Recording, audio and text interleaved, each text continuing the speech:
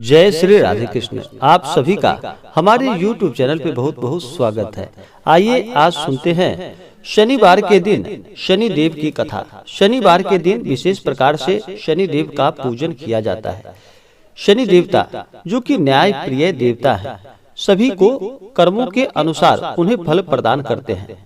शनि देव को प्रसन्न करने के लिए शनिवार के दिन पीपल के वृक्ष में गुड़ तथा तिल मिश्रित जल डालना चाहिए। इससे शनि की दशा में कोई कष्ट नहीं होता है।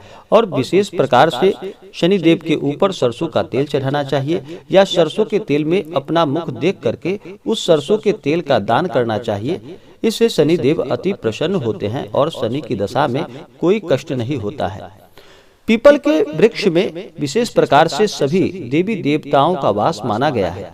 इससे शनि देव भी प्रसन्न होते हैं और सभी देवी देवताओं का भी आशीर्वाद प्राप्त होता है। जो भी सच्ची श्रद्धा के साथ शनि देव का पूजन करते हैं, शनिवार का व्रत करते हैं, कथा श्रवण करते हैं, शनि देव की कृपा से उनके जीवन के सभी दुख और कष्ट दूर हो जाते हैं।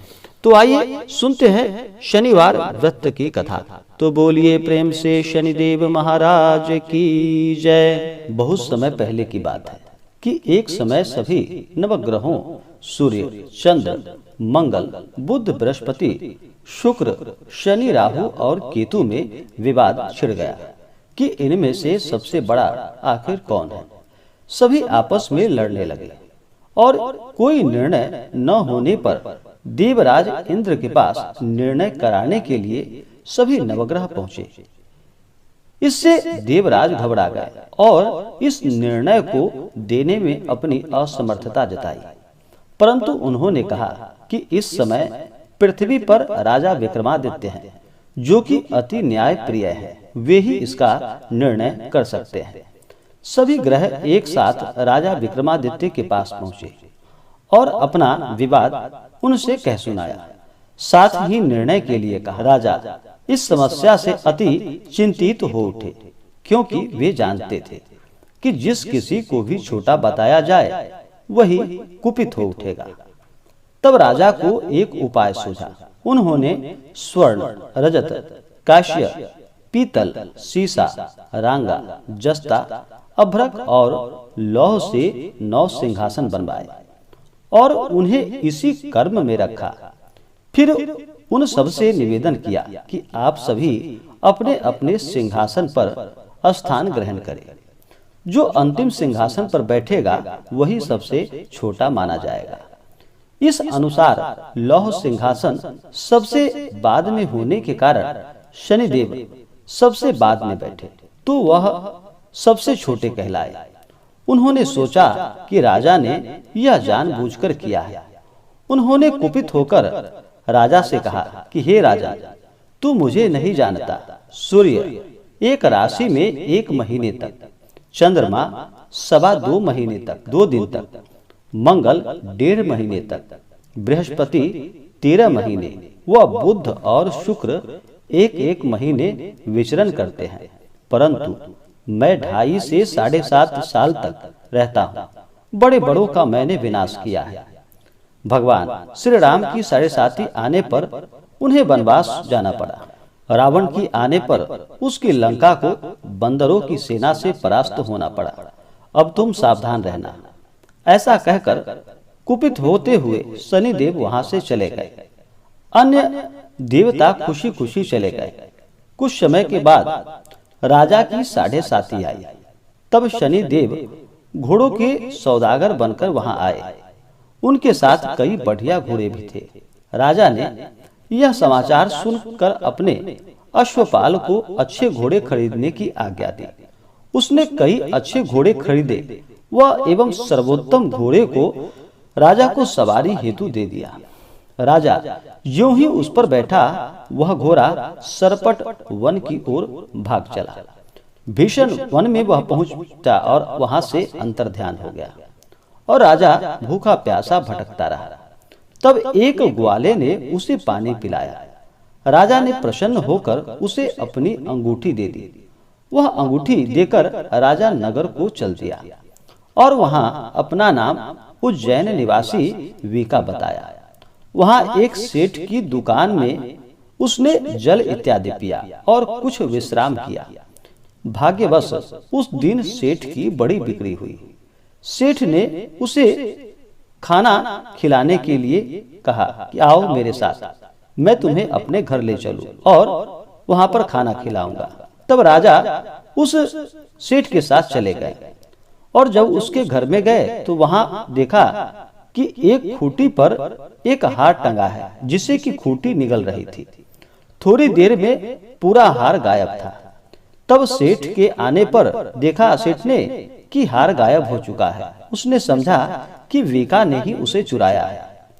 उसने वीका को कोतवाल के पास पकड़वा दिया। फिर राजा ने भी उसे चोर समझकर उसका हाथ पैर कटवा दिया और वह चौरंगिया बन गया और नगर के बाहर उसे फेंकवा दिया गया। वहां एक तेली वहां से निकल रहा था, जिसे कि उस पर दया आई और उसने वीका को अपनी गाड़ी में बिठा लिया। वह अपनी जीभ से बैलों को हाँकने लगा। उस काल राजा की शनि दशा समाप्त हो गई। वर्षा काल आने पर वह मल्लाहार गाने लगा। तब वह जिस नगर में था वहां की राजकुमारी मन भावनी को वह इतना भाया कि उसने मन ही मन प्रण कर लिया कि वह उस राग गाने वाले से ही विवाह करेगी। उसने दासी को ढूंढने के लिए कहा। दासी ने बताया कि वह एक चौरंगिया है, परंतु राजकुमारी ना मानी।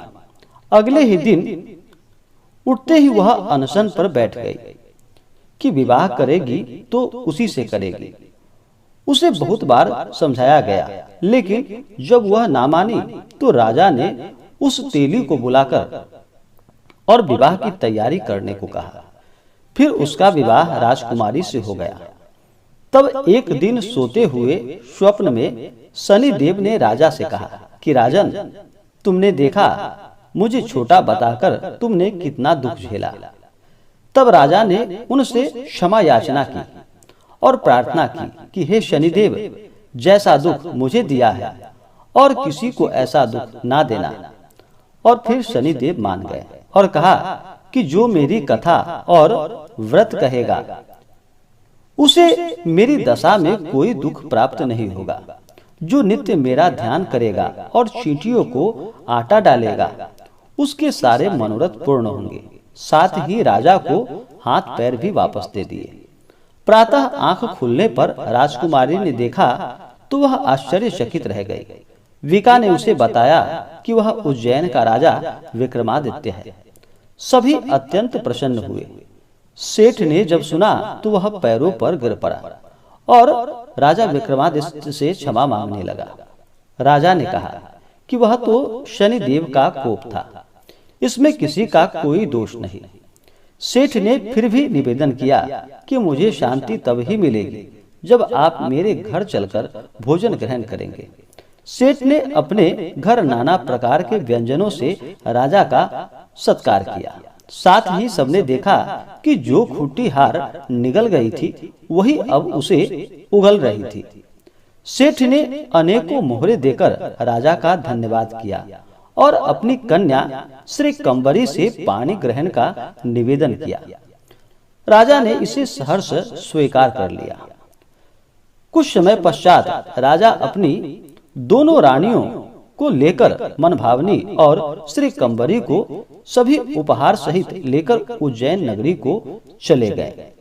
वहां पुनर्वासियों ने सीमा पर ही उनका स्वागत किया। सारे नगर में दीपमाला हुई। वह सबने खुशी मनाई। राजा ने घोषणा की कि मैंने शनिदेव को सबसे छोटा बताया था, जबकि असल में वही सर्वोपरि है। तब से सारे राज्य में शनिदेव की पूजा और कथा नियमित रूप से होने लगी। सारी प्रजा ने बहुत समय खुशी और आनंद के साथ बिताया। इसी प्रकार से जो भी भक्त, जो भी जातक सच्ची श्रद्धा के साथ शनिवार के दिन शनिदेव का पूजन करते हैं, व्रत करते हैं, कथा श्रवण करते हैं, शनिदेव की कृपा से उनके सभी दुख और कष्ट दूर हो जाते हैं। तो आशा करता हूँ कि यह जानकारी आपको अच्छा लगा हो। ऐसे ही ज्ञानवर्धक जानकारियाँ प्राप्त करने के लिए हमारे इस चैनल को लाल बटन दबा करके सब्सक्राइब करें, साथ में बेल आइकन घंटी दबाएं ताकि मेरे वीडियो का नोटिफिकेशन आपके पास सबसे पहले पहुंचे। वीडियो को लाइक और अपने मित्रों तथा दोस्तों के साथ शेयर करें। सुखी रहें और स्वस्थ रहें। जय श्री राधे कृष्ण। धन्यवाद।